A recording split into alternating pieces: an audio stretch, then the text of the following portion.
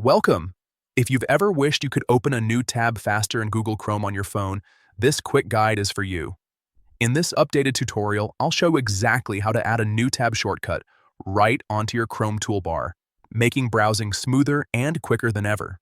First, open the Chrome app on your mobile device. Make sure it's updated to the latest version so you have access to the newest features.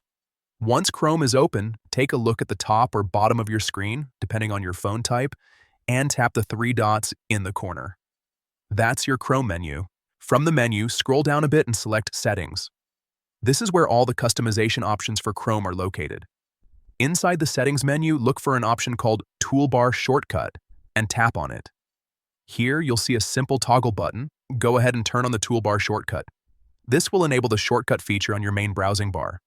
Right after you toggle it on, you'll notice a few shortcut choices appear, such as Share, Voice Search, or New Tab. Now simply choose plus New Tab. This sets your toolbar shortcut to instantly open a new browser tab anytime you tap it. Once you've made that selection, you can head back to the main Chrome screen, and your new button should be right there on your toolbar, ready to use. Try tapping it to open a fresh tab instantly. It's that easy.